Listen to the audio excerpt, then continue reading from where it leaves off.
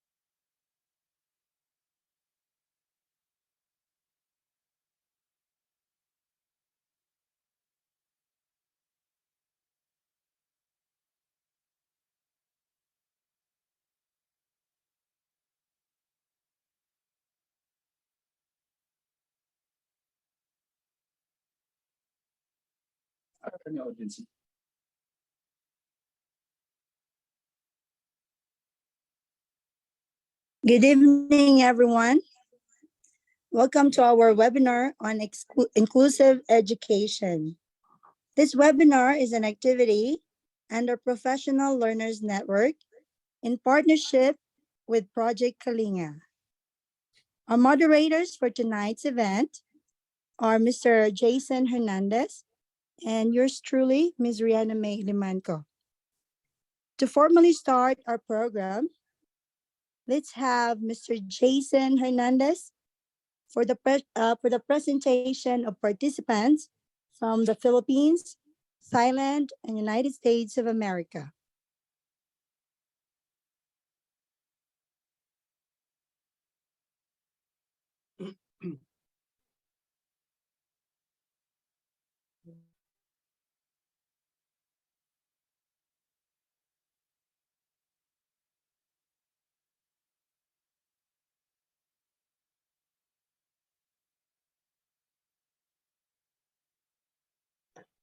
Hello, good morning, everyone.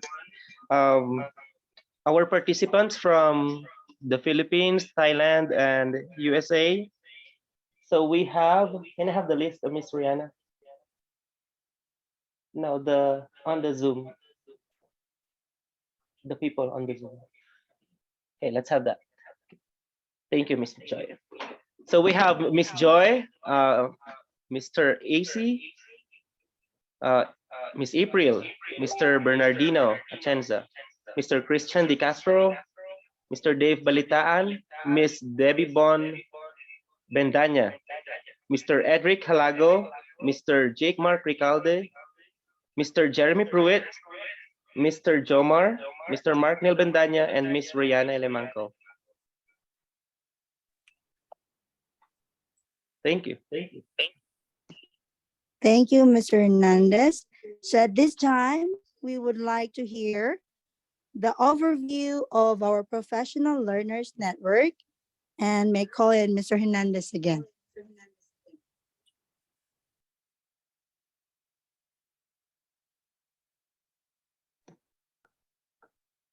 Hello, our Professional Learners Network is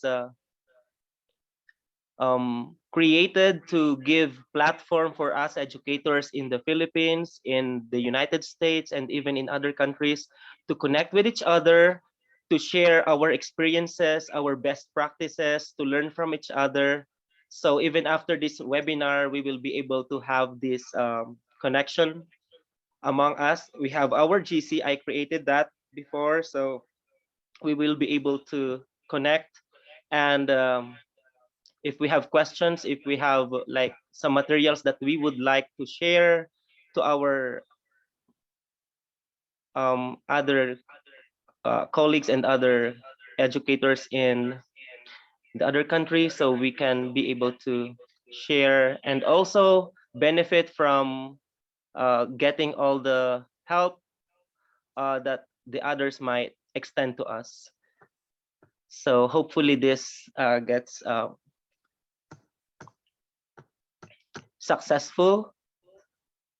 And with this project, Professional Learners Network, we have a build partnership with Project Kalinga in the Philippines, and this is proposed by Mr. Jake Mark Recalde.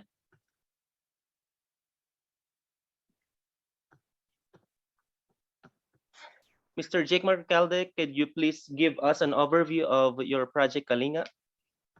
Yes, Sir Jason. Good evening, Sir Jason, and good morning to those participants from the Philippines and from Thailand. So thank you, Sir Jason, for the partnership with Project Kalinga. Okay. Can we proceed to the first slide, please?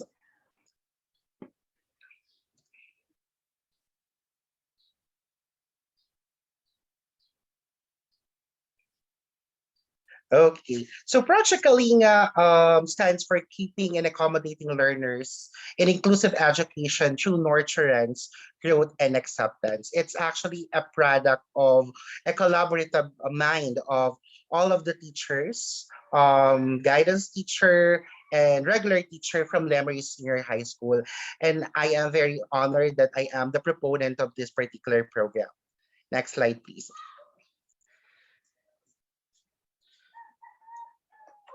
Kalinga stands in the Philippines. The word Kalinga stands it's a Filipino term and it stands for support and care, meaning to say we have to take care of our learners regardless of their backgrounds and characteristics. Next. Okay, what are the objectives of Gawad Project Kalinga? We have number one is to promote EFA learners regardless of sex, disability, culture, ability, age, ethnicity, social class, religious beliefs, and other characteristics. Also, number two is to respond to the diverse needs of our learner. Again, it's education for all. Next.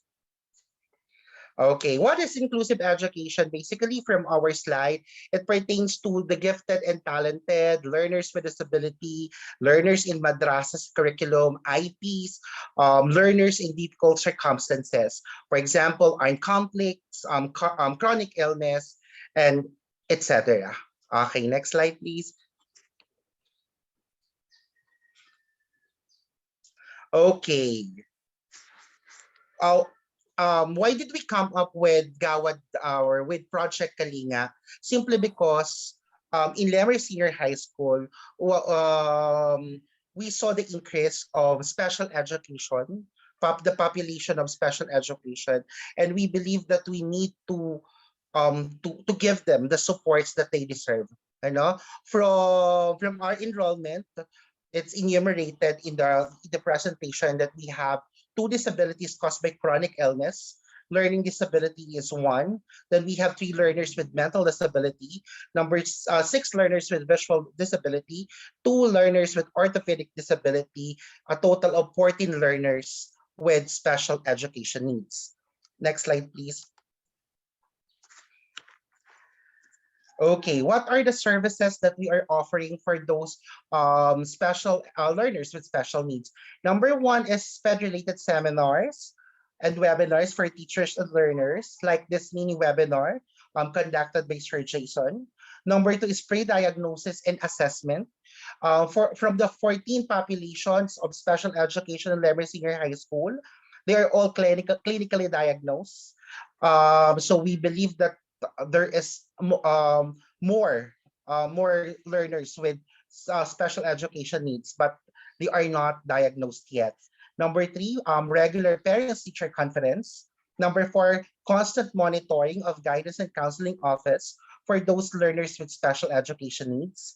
Number four is the development of appropriate modules and activities. And number five, there would be an assignment of inclusive education coordinators. Next slide po.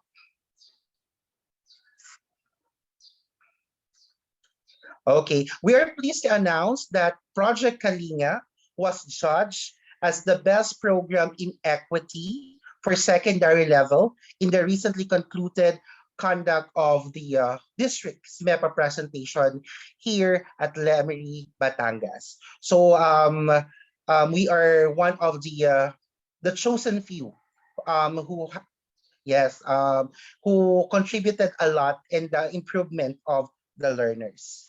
Okay, so that would be all for the overview of Project Kalinga. Marami pong salamat. Thank you very much, Mr. Ricalde. That was a wonderful sharing of our Project Kalinga.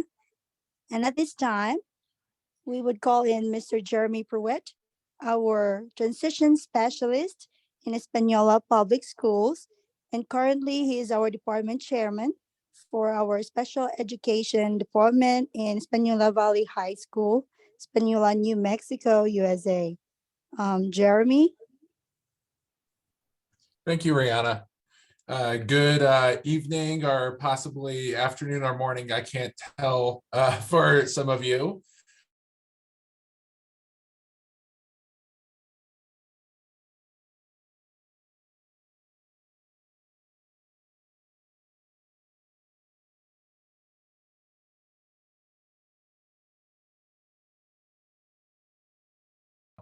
To the middle school, I'm there to help them go from the 6th to the 7th grade. Then when they go from 8th to 9th to go up to the high school, once again, I'm there to smooth things out, make sure there's a smooth transition between case managers and other ancillary staff, as well as class loads. Then once they're at the high school, that's when I do the most work with them. So my job is to help get them ready for after high school, so what they're doing next in life. So I help them identify career goals. And from there, we look into training and college for some, vocational training for others to be able to reach these career goals. And then for our life skills students, who I don't know if you all use that definition in the Philippines, but what a life skills student is, it's our students with the most profound disabilities who need not only to be taught academics, but a lot of functional life skills as well. So how to bathe themselves, how to feed themselves, how to take care of all their personal needs, how to manage their money. So it's a very intensive program. And for those students, we do connections out in the community. So we connect them to community resources, teach them how to ride the bus system, really make sure that when they leave us, they have not only care providers, but also possibly a way to make a living as well. And so we're a very inclusion first school in Espanola Valley High School. So what Miss Alemanco, her role in our school is she's one of our case managers. So she helps take care of the IEPs for our students. Those are our individualized education plans. And so she helps set up the education for all the students on her caseload. In addition to that, she's also an inclusion teacher. At Espanola Valley High School, we're inclusion first. What that means is our special education students, they're not separated from any other students. We service them inside the general education classroom. So Miss Alemanco's role is to go into the science classrooms and provide support to the students in the science class so that they can better access the material. Perhaps they need help with the reading or the writing or just someone to explain it in a different way. And then she assists the general education teacher that's in that classroom. And we offer these inclusion classes for our math and our English classes.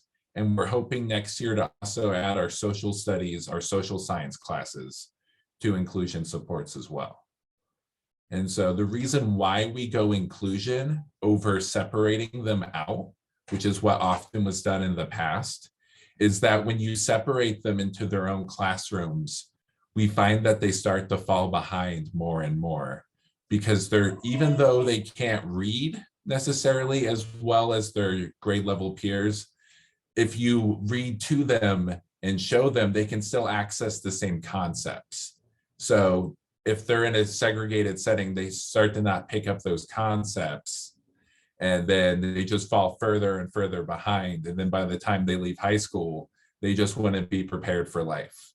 So that's why we started going inclusion first in our schools. And sorry if I spoke a little fast there. I'll admit I'm a teeny bit nervous. But thank you all. Thank you for having me today. Thank you very much, Jeremy.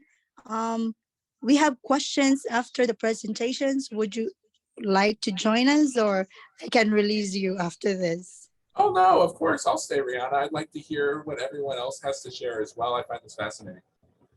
Okay, that's wonderful. Thank you very much, Jeremy. So the next slide is a video from our principal, Mr. Michael Chavez, and his opinions or comments about inclusive education.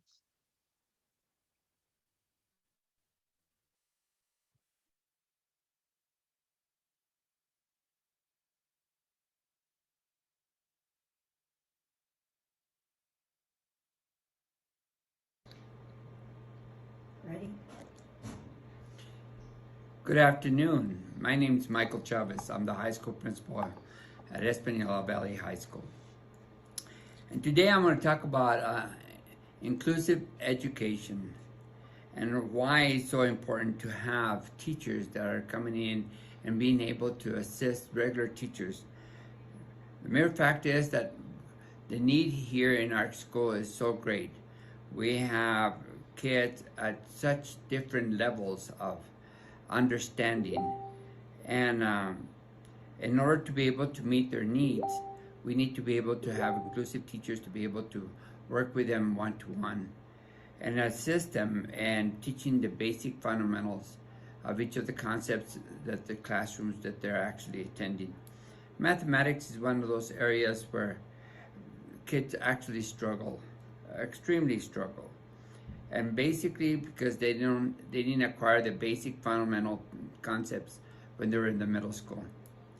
And once they come here and we're dealing with algebra, geometry, pre-calc, well, some of these kids need one-on-one instruction to be able to meet the requirements for receiving credits and the requirements for graduation.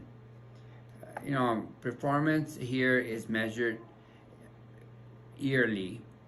We do short cycle assessments as well as summative assessments, and in their junior year they have to take an ACT or SAT exam so they could be able to receive the scores that they need to obtain graduation requirements. This year we've been fortunate that because of the pandemic, we do not have a cutoff score. So that means all our juniors that will be taking the SAT will probably be allowed or exempt from having to pass a certain score for graduation. But as time goes on, those scores will dictate whether a child will receive an actual diploma or not. So being able to have inclusive teachers to be able to assist is a monumental task, to be able to have these teachers in all our classes. But we do have the basic fundamental classes like mathematics, science, some of our social studies and English classes. But we are very grateful for their effort and the amount of time that they spend with kids. They they're very dedicated teachers that provide tutoring on Mondays, Tuesdays, and Thursdays to also assist those kids that are struggling in the classroom. Um, I could go on, but I wanted just to be able to share with you that in Espanol schools, as well as many of our districts in the state, utilize inclusive teachers to be able to meet the needs of all our kids. Hopefully, if you have any questions, um, we have staff that are willing to be able to share their ideas, their their experiences, and hopefully you could reach out to some of them, and hopefully we could be able to bring more and more individuals that would be more interested in helping and becoming inclusive teachers.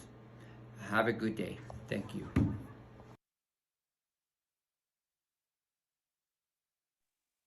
Thank you very much, Mr. Chavez.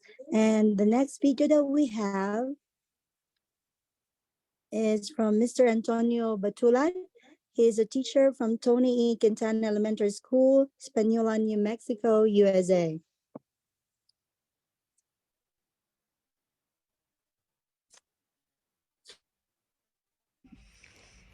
Hi, I am Antonio Batula III, teacher culture exchange participant here in the US. So I am here to share to you about my teaching experiences in the US and how inclusive education work in my classroom setting. So teaching styles in the USA may be different in some ways, but also there's a lot of similarities that I have observed. Inclusive education is when you accept by understanding and catering for students' differences and diversity, whether that's physical, cognitive, academic, social, or emotional.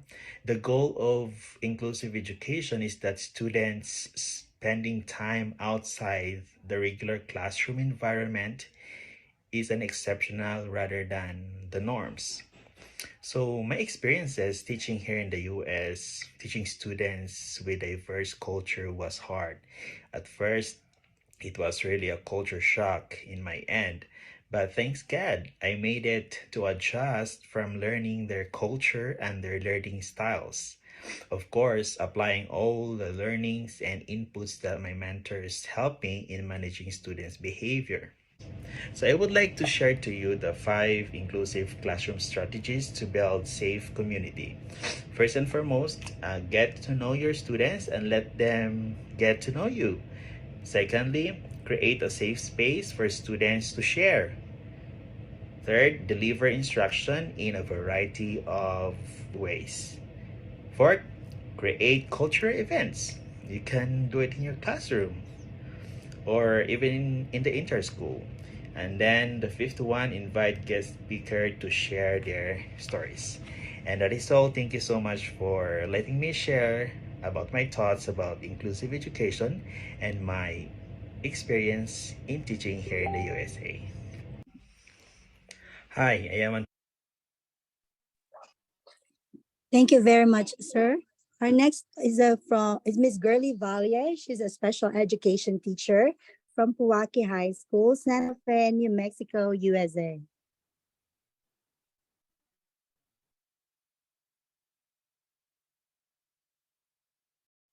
Hello everyone, kamusta po?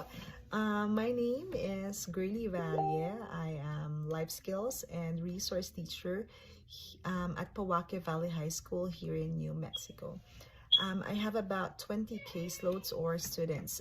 7 of them belongs to self-contained class and the rest are my resource students. As for my resource students, I usually provide services by pulling them out in the regular setting, and I work with them. I do modifications either one-on-one or by group depending on their IEPs. With regards to inclusive education, here in Powake we have 2 special education teachers who are assigned to work with reading and written language, as well as in math in the regular setting. So what they do is they go to the regular classroom, they provide services there. However, since we don't single out special education kids, the special education teacher also provide assistance to regular students in working with their classwork or assignments. Aside from this, we also have constant communication with the parents and other providers such as speech pathologies, OT, PT, social worker, and school counselors for the continuity of the approach and meeting the annual goals. As a special education teacher, I know this is very challenging, but at the same time fulfilling, especially when you see improvements with these students. That's it. Thank you for listening. Have a good day. Bye. Hello, everyone.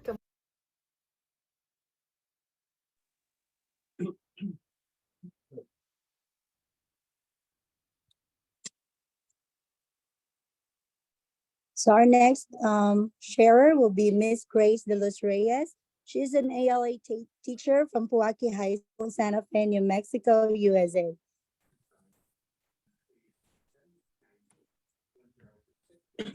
Hello, everyone. Good evening. Rihanna, can you hear me? Good evening. Hi, good evening. So just would like to share with you my experience teaching here in the United States. Teaching here in the US is indeed a blessing. However, it is very challenging. From adjusting to a sudden shift in culture. I'm sorry. Rihanna, hello? Yes, we can hear you. All right, all right. So Okay, from continue. adjusting to, I was actually looking at you. I think I thought something is wrong.